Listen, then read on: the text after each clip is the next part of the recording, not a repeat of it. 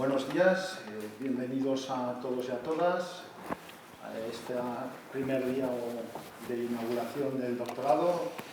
Y bueno, hoy tenemos una mañana con unas cuantas actividades.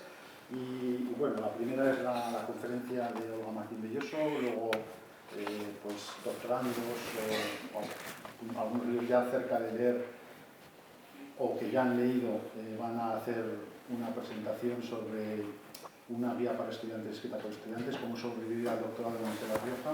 Luego después contaremos hacia el final de la mañana diversas cuestiones más técnicas sobre el doctorado. Pero bueno, yo en primer lugar lo que quería era primero agradeceros a todos el mail, también dar las gracias a Olga por haber aceptado esta invitación. Y bueno, voy a dar una breve presentación de ella. Olga es nacida en Calahorra, estudió químicas en la Universidad de Zaragoza y se doctoró allí en 1991. Desde 1992 es profesora en la Universidad de Lleida, en el Departamento de Tecnología de los Alimentos. Su campo de investigación es la conservación de alimentos, usando diversas técnicas tecnológicas punteras. Actualmente es presidenta, no me voy a alargar mucho porque me ha dicho que no me alargue mucho, pero sí que quiero, puesto que es una persona aquí de La Rioja, que trabaja por La Rioja, sí que quiero decir algunas cosas en las cuales ella representa de una manera bastante notable a La Rioja y a su universidad. Es presidenta desde 2019 en la Federación Europea de Ciencia y Tecnología de los Alimentos. Esta Federación Europea incluye a 130 sociedades, instituciones y universidades.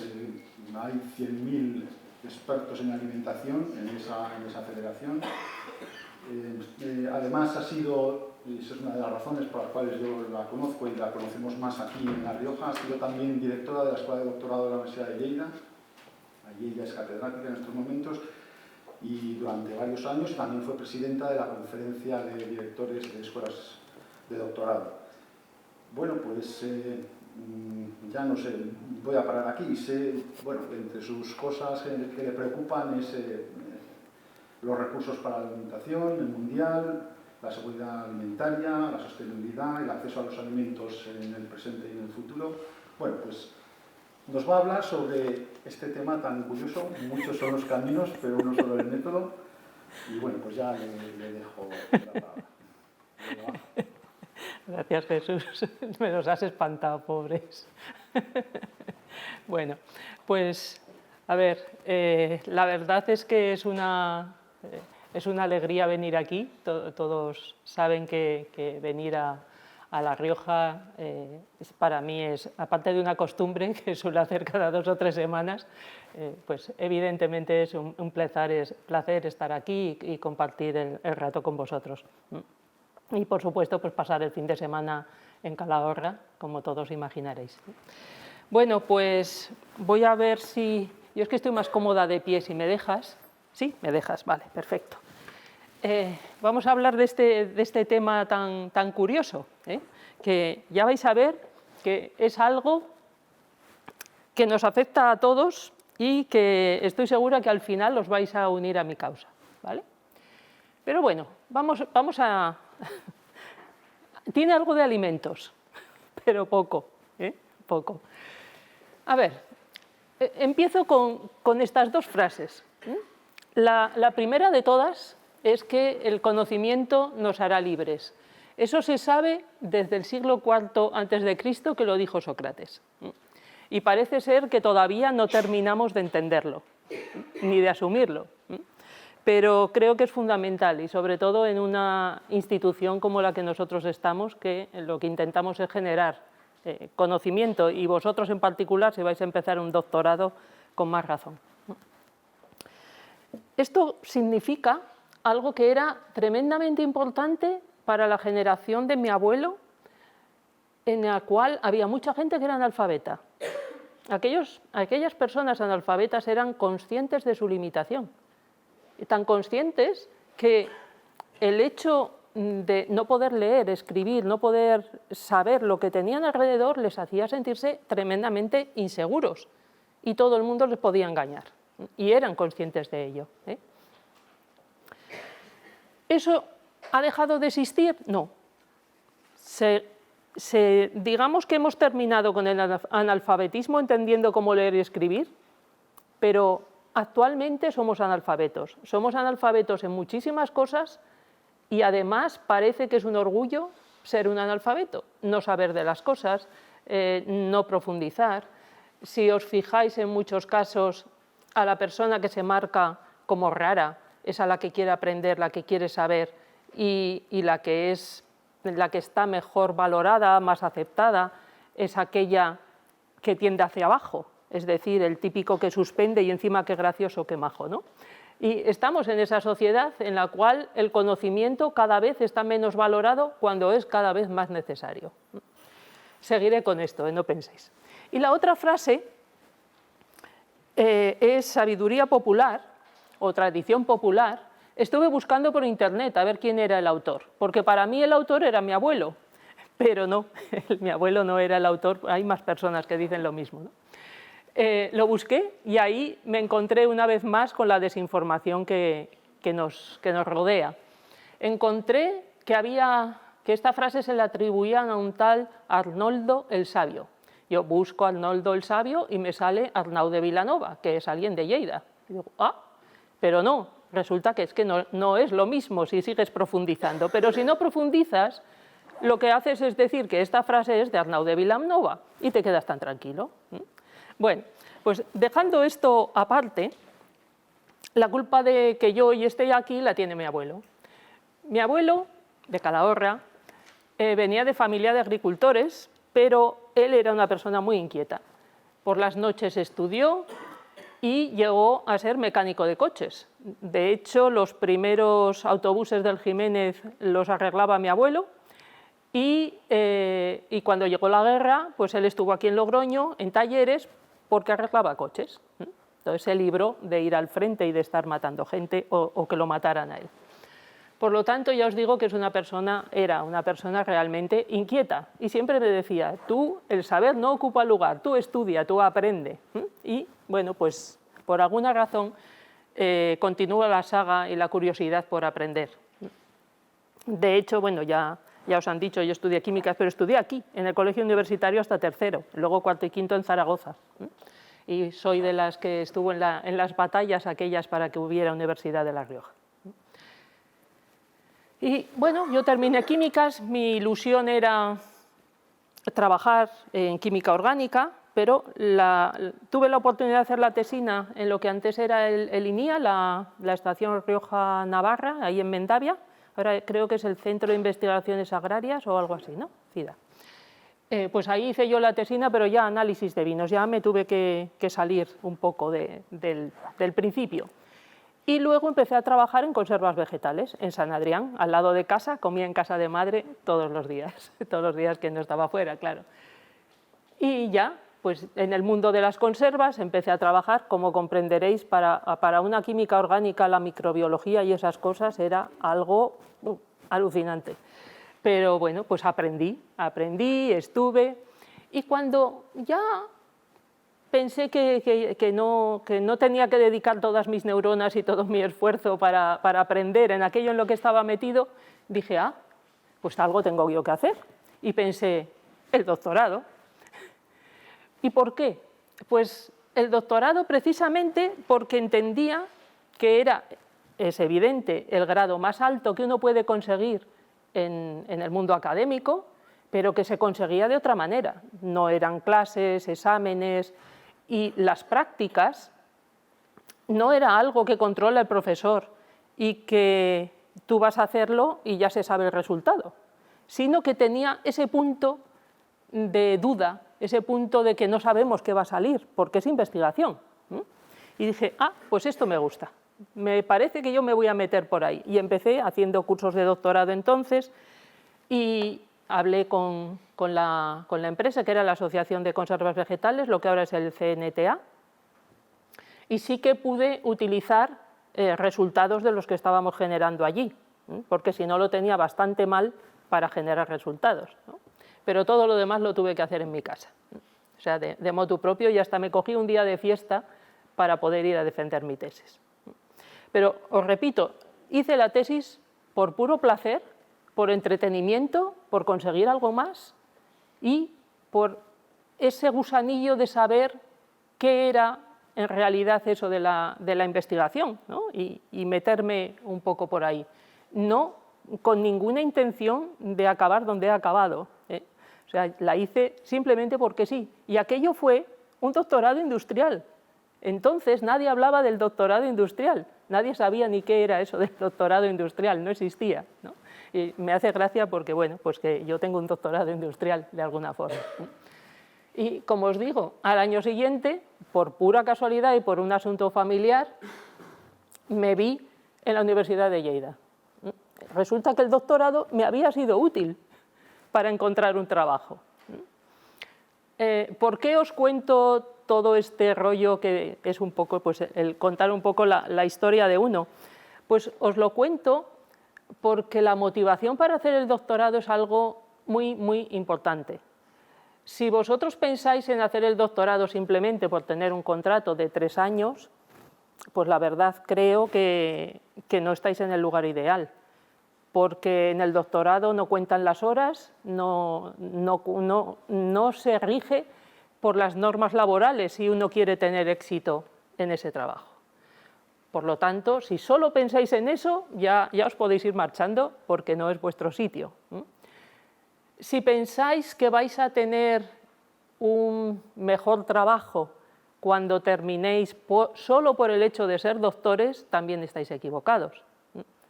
Es muy probable que vuestro primer trabajo no sea maravilloso, pero vais a tener unas herramientas muy buenas para que podáis llegar a tener un trabajo muy bueno. Pero no es el papel que vais a conseguir, no es el título, son las herramientas, es lo que habéis aprendido, es todo eso que ya forma parte de vosotros. Podréis llegar a tener un trabajo de cualquier cosa, de la titulación mínima que sea necesaria, pero es seguro que con lo que habéis aprendido en el doctorado vais a tener éxito allí donde vayáis. Y bueno, me vais a ir dando la razón. Aquí viene la parte de rollo de la presentación. Es inevitable porque es hablaros del famoso Real Decreto, al cual yo le tengo mucho cariño. Lo primero, por culpa de ese Real Decreto me vi montando escuela de doctorado allí en Lleida, lo cual hizo que estuviera tan perdida como el resto de directores de escuelas de doctorado de España, que nos juntáramos para hacer terapia y entonces creamos la conferencia de directores de escuela de doctorado, y en la cual yo he hecho muchísimos amigos, he aprendido mucho de muchas otras personas y por tanto ha sido una gran experiencia. Pero sobre todo el Real Decreto este me gusta porque da una perspectiva diferente del doctorado. La perspectiva que da no es lo que nosotros entendíamos o algunos entendían como seguir una ruta académica, continuar uno donde estaba y ya. O sea, cuando yo hice la carrera es que ni nos planteábamos el doctorado. Hubo una persona, una compañera que se quedó allí y no se decía, va a hacer el doctorado. No, se decía, se ha quedado, ¿no? Porque ya se quedaba ahí y seguía esa ruta. Según este Real Decreto ya el doctorado tiene otra dimensión y yo creo personalmente que es la adecuada. El doctorado no está para seguir una ruta académica, es una de las posibilidades, pero hay muchísimas otras y además entiendo que es una obligación que nosotros tenemos. Los que generamos conocimiento tenemos que devolvérselo a la sociedad, porque ellos son los que nos están pagando, nos han estado pagando desde que entramos en la enseñanza hasta que terminamos el doctorado. Nos están pagando y por lo tanto tendremos que justificar lo que hemos hecho. Y lo que hemos hecho tiene que ser útil, o bien para otras personas que vayan a seguir avanzando en un camino que nosotros hayamos abierto, o bien para aplicarlo directamente en el ámbito que sea. Y no me refiero solo al industrial, cuando hablo me refiero siempre a cualquier ámbito del saber, porque el doctorado también se aplica en muchas instituciones culturales, en museos, en todos los ámbitos del saber. Y si os fijáis, ahí tenéis las competencias del doctorado. Es importante la parte de comprensión sistemática, comprensión sistemática del campo en el cual estamos trabajando, no hacer cosas, no hacer lo que nos manda el director de la tesis. Tenemos que comprender y además aportar, porque tenemos que concebir, diseñar y crear. También tenemos que generar un conocimiento, si no, no vamos a tener una tesis doctoral. Una tesis doctoral es original. Eso quiere decir que estamos aportando conocimiento que no existía, y si no, no es una tesis doctoral. Esto está sacado directamente del Real Decreto, o sea que os lo podéis leer con mucha calma cuando queráis. Tenemos que ser críticos, es importantísimo. Ser críticos con lo que nosotros estamos haciendo, críticos con lo que estamos encontrando y evaluar, sintetizar, tesis en 3 minutos, capacidad de síntesis. Seguro que de aquí tenemos potenciales candidatos a presentarse a ese concurso cuando estén acabando su tesis. Capacidad de comunicación. ¿Con quién? Con los que están hablando nuestro idioma científico, lógicamente, pero también con el resto de las personas, con el resto de la sociedad, de tal manera que nos entiendan lo que estamos haciendo y que vean claro que están pagando unos impuestos para que nosotros estemos dando algo. Y insisto mucho con esto porque parece que no lo terminamos de tener claro. Y bueno, pues buscar el avance científico en todos los campos. ¿Y cuáles son las capacidades y destrezas que vais a tener cuando acabéis el doctorado? Pues la principal es la capacitación profesional en ámbitos que requieran el ¿qué? Creatividad e innovación. De nuevo, insisto, Real Decreto. Y bueno, pues ya aquí es donde habla ya un poco más en específico. ¿Es este el puntero? Ah, sí, sí.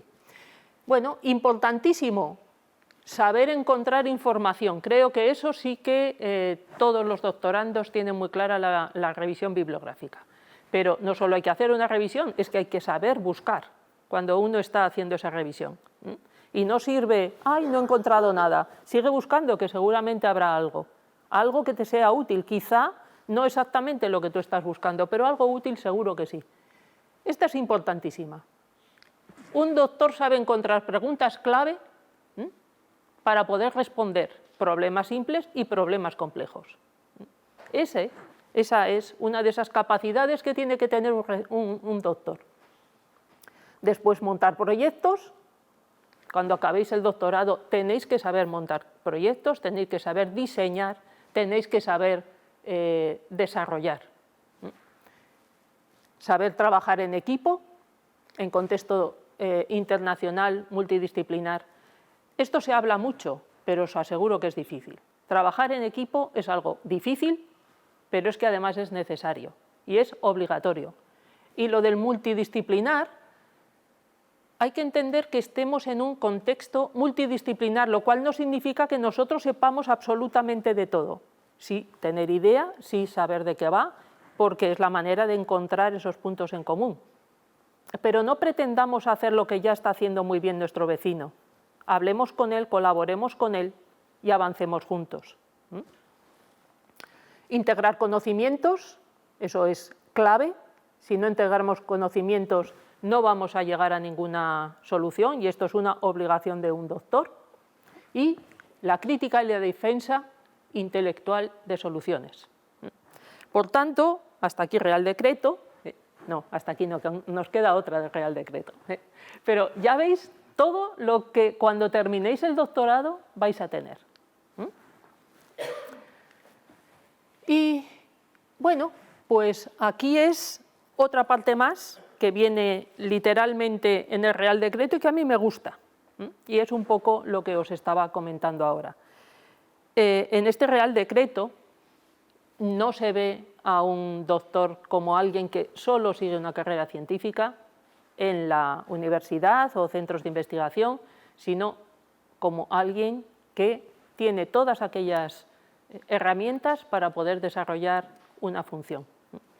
Y además incluye a todos los ámbitos del saber. O sea, la I+D+I no es solo ciencias, es cualquier área. La investigación es cualquier área. Pero ¿Qué más tenemos que es común a todos? Y ese es un poco el secreto de la charla de hoy. Algo tenemos en común todos los que hacemos el doctorado, seamos del área que sea. ¿Qué será lo que nosotros tenemos en común? Pues una forma de trabajar, una herramienta de trabajo que alguien por ahí creo que acaba de decirlo.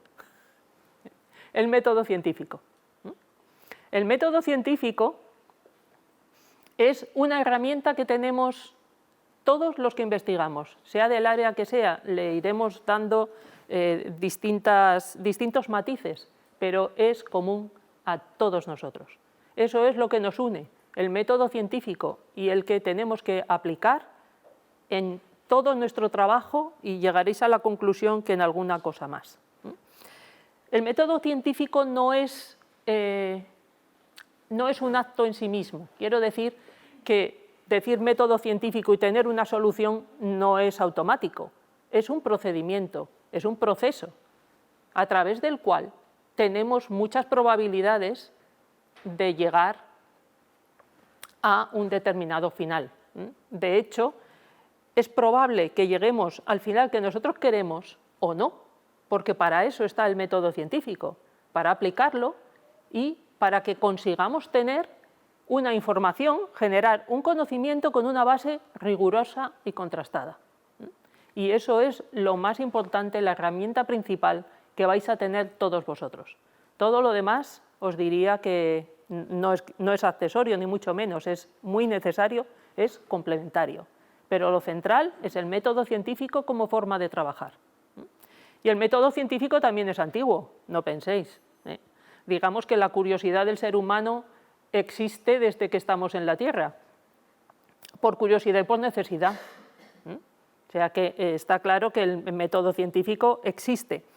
Y existe ya, empiezan ya los griegos, pues también por aquel siglo IV o V antes de Cristo, y ellos lo que propugnan no lo llaman método científico, pero sí lo ven como una forma, como un mecanismo o una forma de trabajar el razonamiento. Ellos decían razonamiento filosófico, lógico, científico, etc. Ya después sí que ya se empieza a nombrar como tal en la época de los grandes sabios musulmanes, más o menos por el siglo X, es la época de oro de los musulmanes y del desarrollo de su saber, y seguro que por aquí hay alguien que me va a poder contradecir, porque yo soy bastante analfabeta en esto, y lo reconozco, no orgullosa precisamente,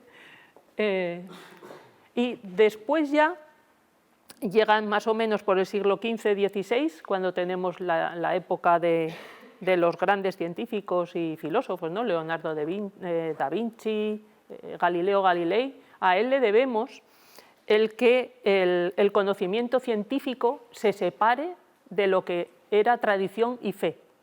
O sea, ya a partir de ahí la investigación y el conocimiento no dejaba de ser para él, y así le fue, una cuestión religiosa, sino que ya era una forma, un procedimiento de trabajo. Y luego pues, ha seguido habiendo, lógicamente, más aportaciones.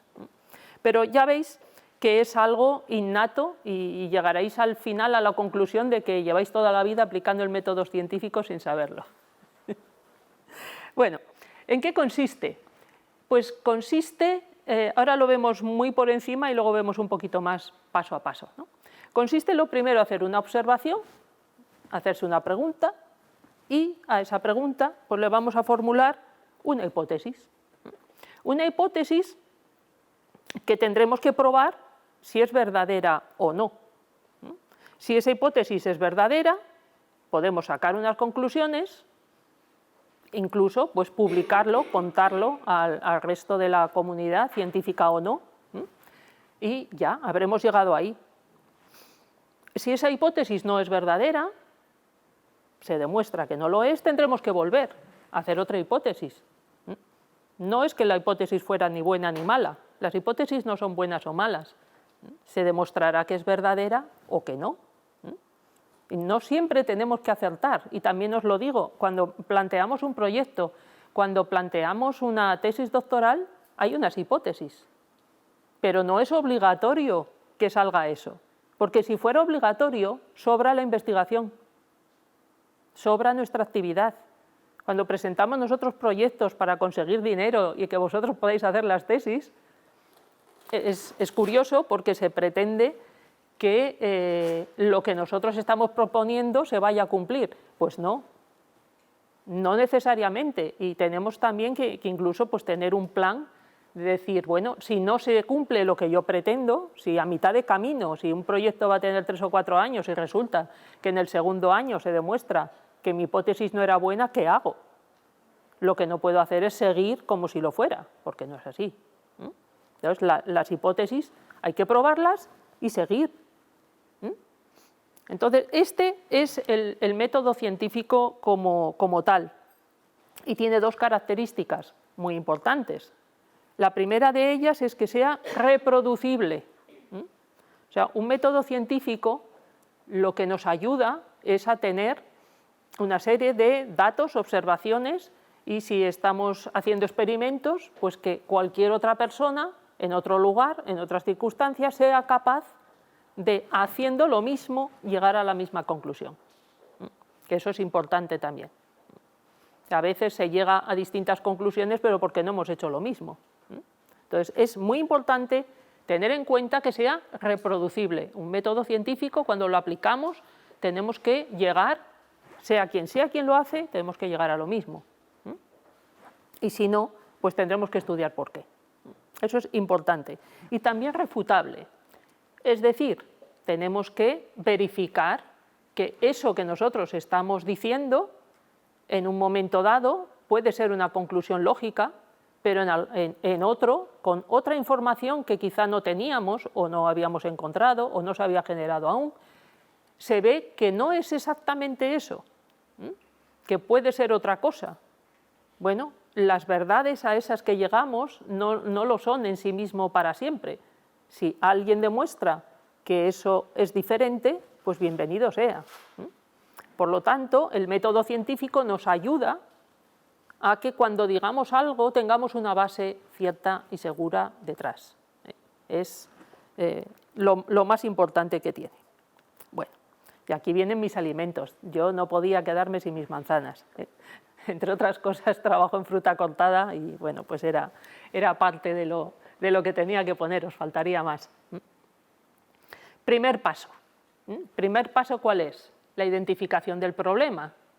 Pero para identificar un problema, lo primero que tenemos que hacer es verlo. Es obvio, ¿verdad? A veces tenemos las cosas enfrente y no las vemos. Un científico tiene que tener esa mirada. Tiene que ser capaz de observar lo que hay y plantearse preguntas. A veces, siempre, las cosas están, por siglos han estado, pero en un momento dado alguien las ve. Hay que verlas, hay que observarlas, hay que ser riguroso en eso mismo que uno ve y entonces hacernos preguntas, muchas. Todas esas preguntas nos sirven para ponernos a trabajar y buscar cuál es la solución a esa pregunta. Eso es lo que vosotros os estaréis haciendo seguramente, si estáis empezando ahora, estáis en las primeras etapas de vuestra tesis, ¿no? Este es el ejemplo que todos veis, lo habéis visto todos. Que se pardean las manzanas es algo francamente generalizado. Pero si uno se queda ahí, pues por ese camino no va a avanzar. Habrá que preguntarse por qué. ¿Por qué se pardea una manzana? Veis que es algo muy simple. Pero repito que es importante simplemente la observación y hacerse una pregunta, por ejemplo esta.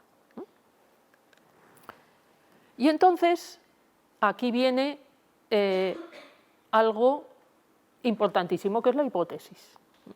Nosotros vamos a formular una hipótesis. La hipótesis no la formulamos porque nos ha venido una idea brillante. No penséis, los científicos no son iluminados que de repente llegan ideas. No. Nosotros tenemos, por un lado, lo que hemos observado, por otro nuestro conocimiento, por otro esa búsqueda bibliográfica. Tenemos muchas herramientas alrededor antes de formular esa hipótesis. Pero una vez que la formulamos, tendremos que trabajar para ver si se demuestra que es o que no es verdad. Entonces, por ejemplo, decimos, el aire provoca el pardeamiento de la manzana cortada. Es nuestra hipótesis. ¿Se cumplirá o no? Pues ahí viene cuando nosotros tenemos que actuar. Pero siempre tened en cuenta que una hipótesis no es una verdad. Una hipótesis es solo una hipótesis que hay que probar. Que si al final eso se cumple, será verdad. Pero si no se cumple, no. O sea, las hipótesis no son ya verdades en sí mismas. Hay que demostrarlas. Bueno, pues ya llegamos a la parte de verificación. En esta parte, ¿qué es lo que hacemos? Pues juntamos datos, hacemos experimentos. En otros casos, en otras áreas, pues igual hay que hacer encuestas o no sé, eso cada cual, lógicamente yo conozco más la mía, ¿no? Pero hay que hacer unos experimentos con un diseño experimental que tenga sentido, con un diseño experimental no que nos lleve a lo que nosotros queremos, sino que lleve a tener un conocimiento nuevo que se haya generado de una manera bien realizada. O sea, de una forma seria, contrastada, y que nadie pueda decir que nuestros experimentos están mal. O sea, nuestro diseño experimental, las técnicas que nosotros usemos tienen que estar contrastadas, tienen que estar bien, porque si no esos datos no sirven para nada. Si nosotros trabajamos con una técnica analítica, por ejemplo, que no permite ver bien con reproducibilidad y con precisión una determinada medida, podemos estar trabajando toda la vida, pero esos datos no sirven. Hay que utilizar lo que corresponde a cada área y a cada momento. O sea, lo que nosotros tenemos que estar muy seguros no era tanto ya de la hipótesis, que ya veremos si se demuestra o no. Tenemos que estar tremendamente seguros de la parte experimental, de que esos datos sean los que tienen que ser. Porque después vamos a trabajar con ellos y vamos a asumir que aquello está bien hecho. No nos sirve que los datos estén mal.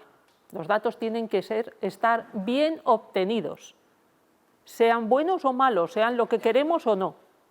Esto es importante también porque cuando nosotros estamos observando estos experimentos, viendo los resultados, habrá algunos que nos parezca que está mal. Eso nos ha pasado a todos. Decir, uy, esto no puede ser. Y estamos pensando ya en que no se va a cumplir mi hipótesis. Ay, estos datos, empezamos primero pensando que están mal hechos. Pues los repetimos y los repetimos y los repetimos y siguen saliendo mal. Y ante eso, ¿qué es lo que tenemos que hacer? Pues lo que está claro es que si la metodología, el diseño, todo lo que nosotros estamos haciendo está bien hecho, esos datos son verdad, esos datos están bien obtenidos. Ahí es donde tenemos que tener al científico que llevamos dentro. Y ahí es donde decimos, uy, estos datos repetidamente están dando esto, aquí está pasando algo. Tal vez tenga que formular una hipótesis relacionada con ellos. Igual, bueno, pues ahí estamos abriendo una nueva vía, estamos abriendo un camino para generar conocimiento. Por lo tanto, guardad siempre los datos, los que os parece que cumplen lo que vosotros queréis y los que no, porque en un momento dado ahí puede que tengáis una clave importante de un nuevo camino. Por tanto, repito, la parte de experimentación es muy importante y es un poco la base del método científico, porque ahí estamos buscando información fiable sobre el tema en el que estamos trabajando. Una vez que ya tenemos estos datos, una vez que ya los hemos obtenido, pues vamos a ver, los vamos a analizar. Si son datos numéricos, podremos hacer análisis estadístico o la técnica para estudiar los datos que se tenga en el área que corresponda. Y cuando ahí vemos pues que no. Imaginad este caso que decíamos, uy, el aire es el que tiene la culpa de que la manzana se nos ponga oscura, ¿no?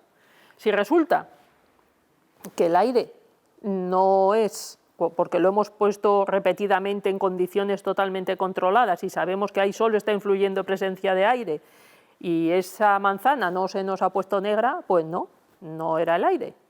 Y si es que sí, pues entonces ya sabemos cuál es la causa por la cual la manzana se nos ha puesto oscura. El caso este es que sí, entonces hemos llegado, se ha verificado esa hipótesis que nosotros teníamos. En el caso de que no hubiera sido así, formularíamos otra hipótesis, y así sucesivamente. Y ya veis que incluso cuando la hipótesis es verdadera, veis que se pueden seguir haciendo muchas más preguntas sobre este tema, que es algo muy simple y que creo que cualquiera puede entender perfectamente. Por lo tanto, hemos llegado ya a la conclusión. En esta conclusión hemos demostrado nuestra hipótesis, ¿y ahora qué? ¿Nos quedamos quietos o seguimos? Pues evidentemente seguimos. Podemos seguir buscando más cosas que le pueden afectar al pardeamiento de la manzana, que las hay, o podemos decir, pues mira, voy a ver cómo puedo evitar yo que se me oscurezca. Voy a buscar de qué manera le voy a quitar este aire que le está molestando tanto. Y así podemos seguir avanzando en el conocimiento, en un área tan interesante para mí, desde luego, y que desde luego es para todo consumidor, porque son los que se ven afectados por el color de la manzana cuando se queda por ahí cortada. Así que ya veis lo que es el método científico. ¿A qué lo estáis aplicando? Seguro que sí, yo estoy segura de que sí. Y bueno, pues aquí simplemente lo que he hecho respecto a la anterior es añadir pues que cuando llegamos aquí a una conclusión, volvemos otra vez al fabuloso mundo de la hipótesis. Y así, sucesivamente, vamos iterando y vamos ampliando todos los conocimientos que hay en un determinado área del saber. Por supuesto que tenemos aquí nuestras publicaciones, esas que nos dan tanto dolor de cabeza, ¿no? Pero el objetivo realmente no es una publicación. El objetivo de un doctorado es adquirir herramientas y saber formular hipótesis y verificarlas y llegar a conclusiones. Pero la publicación, ¿por qué es importante? Es importante porque la estamos sometiendo a la crítica de los demás. O sea, cualquiera que lea la publicación pues podrá ver esa información que nosotros hemos dado, la podrá utilizar para sus estudios y también podrá refutarla y decir, pues esto yo no lo veo así, porque tengo estos experimentos o los voy a hacer y voy a demostrar que no llegamos a eso mismo. Pues bueno, ahí vamos ampliando el espíritu crítico y el campo de discusión en el tema en el que nosotros estamos. Bueno, pues nada, vamos a seguir un poco con las frases. Esta de Pasteur, este señor a mí me cae muy bien, porque, bueno, él fue el que... Ya sabéis que Nicolas Appert es el que escribió el arte de conservar y que se empezaron a conservar los alimentos por tratamiento térmico, pero hasta que no llegó Pasteur era un arte. Nadie sabía por qué aquello se conservaba. Gracias a Pasteur se sabe que eran los microorganismos los que causaban la alteración de los alimentos. Y bueno, pues yo creo que ahí está alguien que se hizo la pregunta, ¿no? ¿Por qué? O sea, Appert llegó a decir, con esto funciona, y este dijo, ¿por qué? ¿No? Entonces, este señor dice que la suerte está a favor de la mente preparada. ¿Qué quiere decir eso? Pues que tenéis que tener vuestra capacidad de observación. Pensad que los grandes descubrimientos no surgen por casualidad. Los grandes descubrimientos surgen cuando alguien está trabajando de una manera sistemática, con el método científico. Y salen esos resultados que no sabemos muy bien qué hacer con ellos. Y si estamos ahí, estamos preparados, vamos a saber qué hacer. Les vamos a dar utilidad y vamos a generar nuevo conocimiento. Esto es francamente importante. Y nuestro amigo Einstein, nuestro gran sabio del siglo XX, no existe una cantidad suficiente de experimentos que muestren que estoy en lo correcto, pero un simple experimento puede probar que me equivoco. Con esto, ¿qué podemos sacar como conclusión? Pues en ambos casos lo importante es que utilicemos las herramientas correctas. Si llegamos a una conclusión, como os decía, no siempre va a ser verdad entendida como una verdad para siempre, porque puede haber alguien nuevo, alguien que hace un nuevo experimento y que puede demostrar que no es así. Por lo tanto, es un ejercicio de humildad, que en Einstein parece raro, ¿verdad? Pero bueno, él también lo hizo. El método científico nos es útil, primero, para llegar a conclusiones que son ciertas. Eso quiere decir que si nosotros trabajamos de una manera experimental, con un razonamiento ordenado, vamos a diferenciar bien claramente la ciencia, que es la conclusión o la consecuencia de esto, de las pseudociencias. En las pseudociencias no hay un contraste de nada, no hay una experimentación.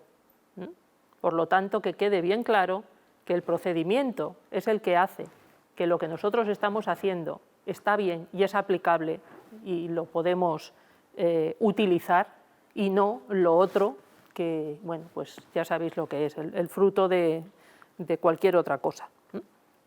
Y también el método científico y su utilización nos ayuda a luchar contra lo que tenemos ahora mismo, la sobreinformación, las noticias falsas.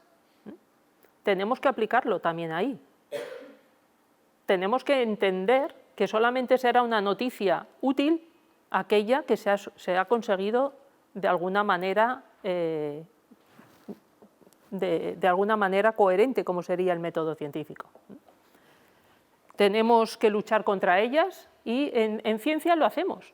Cuando publicamos un artículo, lo mandamos a una revista, lo primero que nos dicen es que lo van a mandar a los revisores.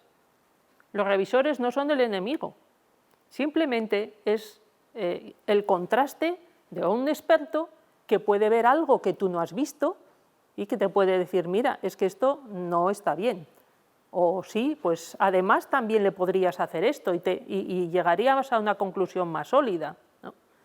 Ahí estamos exponiéndonos a lo que digan otros expertos. Estamos abiertos a la crítica, pero la crítica siempre constructiva. Que nos duele cuando nos machacan un artículo, por supuesto, pero eso no le hace daño al método científico, al revés, lo potencia, nos hace daño a nuestro amor propio, que es otra cosa. Pero es importante. Entonces, si lo que nosotros hacemos está contrastado, por favor, contárselo al mundo, porque estamos en unas circunstancias espantosas de sobreinformación y, como os decía, de analfabetismo. Pero es que nos creemos cualquier cosa. A la mínima que algo lo vemos una vez, puede que lo pongamos en duda, pero si ya lo vemos dos, ya nos parece que eso es una verdad. No lo es. Hay que estar continuamente comprobando lo que hay y mirando críticamente. No podemos aceptar que nos llegue la información y que sea porque ha llegado y porque lo dicen. Eso de se dice, se oye y se comenta, pues está muy bien para la vida del cotilleo de pasillo, pero nada más. No lo consideremos como la realidad. Tenemos que luchar contra ello y tenemos que luchar con el método científico y su aplicación. Por lo tanto, ya veis que estamos ante algo que se sabe de siempre, que lo aplicamos de siempre, que está aceptado por todo el mundo y que lo tenemos que seguir aplicando. Tiene un problema el método científico. Hay que gastar dinero. O sea, el método científico nos lleva a que tenemos que hacer experimentación, tenemos que adquirir datos, tenemos que viajar, tenemos que trabajar en un laboratorio, tenemos que hacer muchas cosas y para eso hace falta dinero. Si no hay dinero para la investigación, a lo que estamos llevando es a una sociedad en subdesarrollo. Si no gastamos dinero para sacar adelante, generar conocimiento que haga que la sociedad progrese, la sociedad va a ir para atrás. Tenemos que poner dinero en la investigación. Es fundamental, es vital para nuestra sociedad y para nosotros mismos. Si queremos ser solo seres individuales, nuestro egoísmo también sale beneficiado de que haya inversión en investigación. Nos hace falta absolutamente a todos, pero también tenemos que demostrar que somos serios y que lo estamos haciendo bien. Vosotros como doctorandos, creo que lo que tenéis que tener es ilusión, pasión por lo que estáis haciendo, rigor. No penséis solamente en tener más publicaciones o menos. Uno no es mejor o peor científico por eso. Yo os puedo decir que soy un ejemplo. Terminé mi tesis doctoral sin un solo artículo, porque entonces ni se hacían artículos ni tenía yo la menor intención de sacar artículos. Y bueno, pues ahora estoy en la posición contraria. Porque sí, porque el trabajo ha llevado ahí, no como un objetivo. No puede ser el objetivo, porque si el objetivo es publicar por publicar, nos estamos haciendo daño a nosotros mismos. ¿Cuál es el papel que tiene vuestro director de tesis? Guiaros. Guiaros, ayudaros a recorrer un camino, pero quien tiene que diseñar ese camino sois vosotros. El plan de trabajo lo tendréis que discutir y es lógico que si vosotros estáis empezando con un director de tesis que tiene experiencia, habrá cosas que vais a tener que ver y discutir juntos, que es lo lógico. Pero vosotros no sois los trabajadores de un director de tesis. No es el director de tesis quien os tiene que decir lo que tenéis que hacer. Sois vosotros. Y el director de tesis tendrá que estar de acuerdo o no y ayudaros. Si no está de acuerdo por alguna razón, primero no es decir porque sí, no estoy de acuerdo. Os tendrá que demostrar por qué no. Método científico, no lo olvidéis. Es importante. El director de tesis tiene que estar al lado, pero no tirando de vosotros. Es vuestro trabajo, es vuestra investigación, dentro de un grupo, todo lo que queráis, pero es algo vuestro.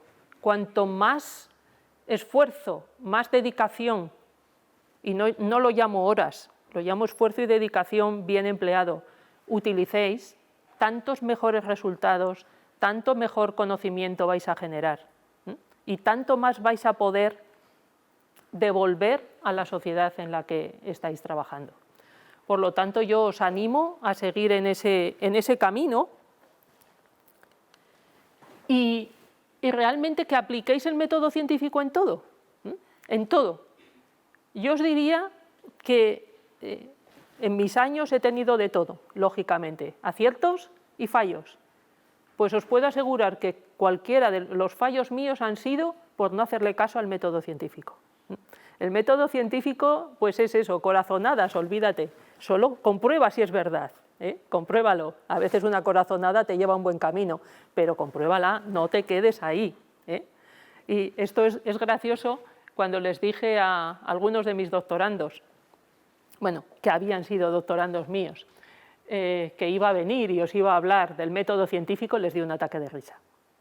¿Por qué? Porque es lo primero que les digo cuando vienen y me dicen que quieren hacer la tesis.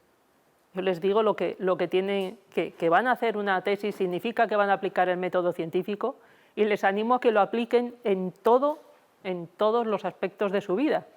Pensad que la relación es muy estrecha durante una tesis doctoral. Para mí, mis doctorandos son como mis hijos, son mis hijos científicos.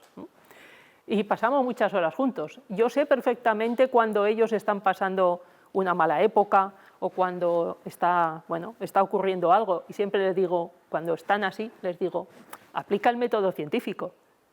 Se ríen, pero luego resulta que es verdad. Y cuando les dije que venía y que os iba a hablar del tema, les dio el ataque de risa precisamente por eso, porque me dijeron, por fin te han dado la oportunidad de hablar del método científico en algún sitio. Así que bueno, pues muchas gracias, que el método científico os acompañe.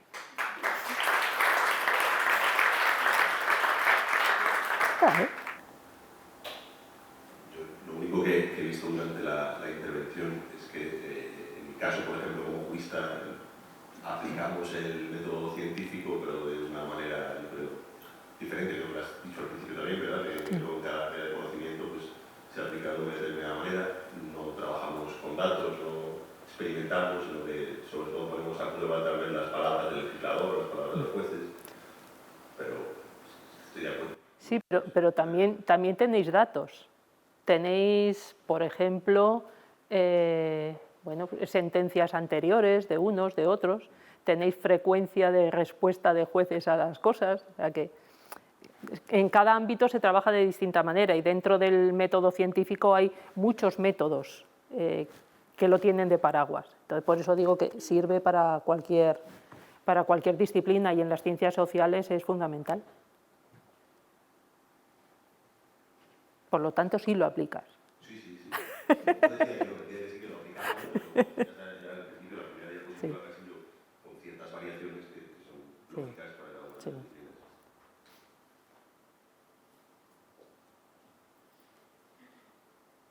¿No les preocupa nada aquí, a los presentes?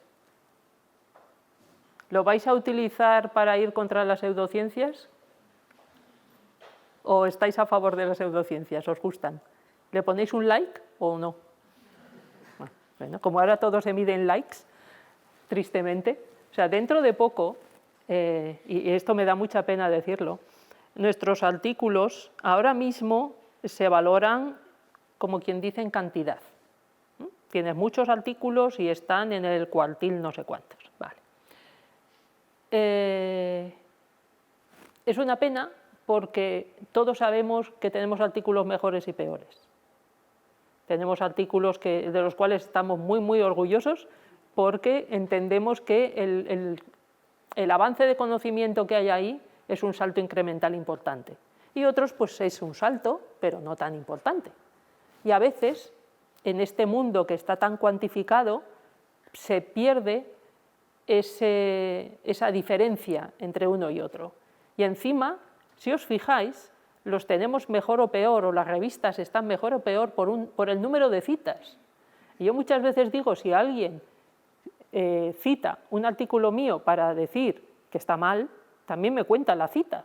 O sea, puedo tener el artículo más citado de toda la historia y todo el mundo lo que está diciendo es lo malo que es ese resultado o que a esa conclusión no se puede llegar. ¿Os imagináis? Pues ahora además estamos avanzando con los likes y con que tengamos los artículos en redes sociales. Yo tener un artículo en una red social me parece bastante absurdo. O sea, sí la información del artículo, que es otra cosa. O sea, que transmitamos por redes sociales, por todos los medios de comunicación, lo que nosotros estamos haciendo en un lenguaje que entienda todo el mundo, me parece obligatorio. Pero que uno coloque ahí en una red social que ha publicado un artículo, pues hombre, no sé yo si los likes esos sirven para algo o para nada. Puede ser indicativo solo de que tienes muchos amigos. Pero bueno, estamos en este mundo y por eso os digo que es que estamos en un mundo con sobreinformación y que estamos perdiendo el norte. Me parece que el método científico nos ayuda también a tener criterio a la hora de seleccionar la información que nos llega. Eso es muy importante y os lo recalco porque tenéis la misma responsabilidad que yo ante los demás. O sea, que vosotros estáis trabajando en vuestros ámbitos y tenéis que ayudar pues, a desmontar todo ese mundo que está totalmente fuera de lugar, que es que nos está llevando a ese abismo. Si juntáis la falta de financiación de la investigación en los niveles que tiene que estar, que es muy triste donde estamos ahora, si eso lo juntamos con una sociedad cada vez menos educada, con menos espíritu crítico, con menos rigor en su forma de actuar y de pensar y de trabajar, lo que estamos haciendo es crear pues unos individuos absolutamente manipulables y entonces estamos volviendo al principio que os decía que el conocimiento nos hará libres. Lo que estamos haciendo es crear una sociedad que no es libre, una sociedad que está atada y que está influida excesivamente por corrientes de opinión que no están contrastadas. Y eso es muy malo, eso es muy malo y tenemos que luchar contra ello. Necesitamos una sociedad libre, de personas libres, con criterio y con pensamiento. Y bueno, no voy a seguir, que parece un mitin. Bueno, yo sí que alguna pregunta podéis aprovechar. Ella ha sido directora de la Escuela de Doctorado, ahora es también vicerrectora de Transferencia y Promoción de la Innovación en la Universidad de Lleida. Podéis preguntar estas cosas. Yo, si no preguntáis vosotros, sí que tengo una pregunta. ¡Ay, qué bien! Bueno, muchas gracias. Yo estoy en la Universidad de Lleida, o sea, Bien. en mi duda. ¿Qué opinas de la tesis en 3 años? ¿Te parece un tiempo...? Sí. Sí, da tiempo. A ver, para tener una... Es que tenemos que diferenciar entre tesis y publicaciones. ¿Mm? Es decir, una tesis puede ser corta o larga. ¿Mm? Y uno tiene que aplicar un plan de trabajo, unas hipótesis que se puedan abordar en un determinado tiempo. Tú puedes tener muy buena tesis. Yo tengo estudiantes que han hecho la tesis defendida y todo en menos de 3 años y muy buenas tesis, de hace tiempo ya, no de ahora. O sea, para mí lo importante no es la longitud o el tiempo de una tesis. Puede ser muy buena con 3 años y un churro con 10. O sea, eso es así. O sea, el objetivo de la tesis es la formación del personal. ¿Y eso se puede conseguir en 3 años? Sí. Sí. O no, depende de si te has metido en algo que sea inabordable. O sea, eso es una cuestión de encajar pues, lo que se pretende hacer en el tiempo. Y también es un ejercicio de aplicar bien el razonamiento. O sea, no podemos plantear unos objetivos que solo se van a cumplir en 15 años y poner lo que van a ser en 3. O sea, eso no puede ser. Y ahí pues hay que tener, el factor tiempo existe y hay que tener esa variable en cuenta, ¿vale? Otra cosa es el fruto que tú vayas a sacar de una tesis. Es decir, si tú haces una tesis por artículos o quieres seguir un camino científico en el cual los artículos ahora mismo son muy importantes, no te da tiempo.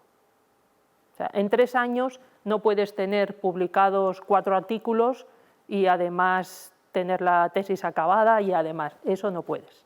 Pero son 2 cosas distintas. O sea, yo sí que entiendo que una tesis se puede hacer en 3 años, que si la cosa va bien debería de ser más larga, pero para conseguir tener más publicaciones, para conseguir continuar en el mundo de la investigación, es corto. O sea, para mí ese 4.º año sería postdoc. O sea, yo sí que estoy absolutamente de acuerdo en que las tesis sean en 3 años, porque también hay gente que dice, uy, me queda tiempo. O sea, claro, si nos ponemos en el caso de la persona que cumple todo muy bien, llega a sus 3 años, tiene lo que tiene y debería de tener 1 año más, yo entiendo que como postdoc, para redondear todo aquello que ha hecho, incluido pues, sacar adelante buenas publicaciones, porque a veces alguna publicación buena te sale muy al final con datos que has ido recolectando a lo largo de todos esos años. No es, esto no es una churrera que vamos haciendo, pues a la primer año un artículo, segundo, tercero, no es así ni mucho menos, se acumula normalmente hacia el final. Entonces, yo lo veo así. Por otro lado, puedes tener pues, el mal doctorando. El doctorando que se mete aquí pues, por tener unos años cubiertos, por decir algo, y dice, bueno, ¿cuánto tiempo tengo? Y pasa el primer año, ha hecho muy poco, llega el segundo, y claro que le falta tiempo, en el 4.º y en el 5.º si le das. O sea, para mí son 2 conceptos diferentes. ¿Alguna pregunta?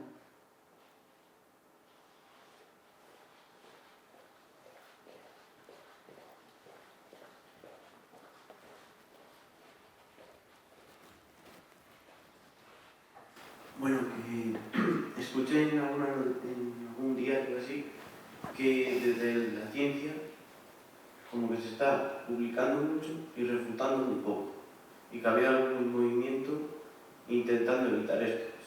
¿Qué opinas al respecto y cómo se podría evitar si se refuta muy poco? Yo estoy de acuerdo contigo. Ciertamente ahora hay inflación de publicación, pues porque todo el mundo quiere publicar. O sea, desde que se ha convertido la medida de la calidad de alguien en el número de publicaciones, hay obsesión, pero también se está llegando a unos límites increíbles, como casos en los cuales estudiantes de grado tienen como actividad dentro de una asignatura mandar artículos a publicar. Están llegando a las revistas a veces unos artículos que eso no puede ser. También han crecido muchísimas revistas, hay muchísimas editoriales, nos fríen a correos electrónicos ofreciéndonos publicar ahí y según llegan se van. O sea que los mensajes y las revistas, según nacen, se mueren, pues porque hay mucha revista por ahí. Y además esto se complica con el acceso abierto, porque hay revistas en las cuales pues pagas, te lo publican y ya está, y nadie lo ha mirado, otras que no. Entonces, ahora mismo digamos que hay un río bastante revuelto y también debería de haber una cosa más, que sería publicar los resultados que no son positivos. Es decir, todo aquello que nosotros hacemos y que no da el resultado que buscamos, si os fijáis en la mayor parte de los artículos, solo se publican resultados buenos que han dado, o sea, la hipótesis se ha cumplido, ¿no? Pero también existen muchos resultados en los cuales no se ha cumplido y que si lo publicáramos estaríamos haciendo un favor a los demás porque les estaríamos ahorrando tiempo y esfuerzo. Sí que en algunos casos se intenta, ya que se tiene dificultad para poder publicar algo negativo, pues mezclar, decir esta parte ha sido negativa y esta ha sido positiva. Por lo menos cuentas lo que no te ha ido bien para que otro lo utilice de base, igual resulta que desde otro punto de vista sí que estaría bien. Y es otra cosa más que está ahí. Y sí que hay movimientos en este sentido y debería de haber más, desde luego. Es un buen ejercicio esto de refutar, aunque no lo creas.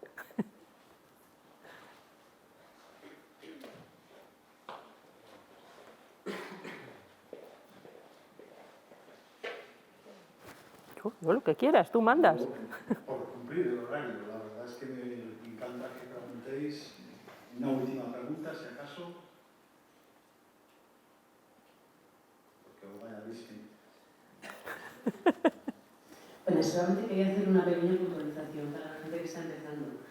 Es cierto que se puede hacer una tesis en 3 años, todo eso se puede siempre y cuando tengas una buena planificación y tengas muy claro que lo vas a cumplir, pero que sepáis que también es bastante común que nos encontremos problemas. Nos encontramos también con, a veces en los programas de doctorado, muchas actividades que no siempre podemos cumplir. Nos encontramos con que a veces no tenemos la financiación para poder llevar a cabo esas tesis, no tenemos un contrato predoctoral, no tenemos ningún tipo de ayuda, tenemos que trabajar y por tanto tenemos que alargarla en el tiempo y cambiar esa planificación para hacerla a tiempo parcial, y que pueden surgir todo tipo de problemas y que también en las universidades, en las escuelas de máster y doctorado, en sindicatos si estamos trabajando en la universidad, todo tipo de asociaciones nos pueden ayudar a encontrar las mejores soluciones para intentar terminar la tesis dentro de los plazos que nos va marcando la normativa. Simplemente que lo tengáis en cuenta. En tiempo parcial tienen 5 años, por lo menos. Y la prórroga se puede pedir. Yo lo estaba relacionando lo que decías más bien a la duración de los contratos. Son 3. En Cataluña son 3.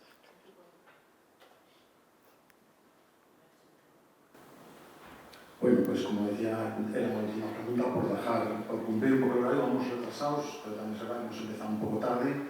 Entonces, 5 minutos de descanso y venimos, pero antes vamos a agradecer ahora pues, su venida ayuda y todas las atenciones para dedicaros el tiempo que ha hecho falta para nosotros.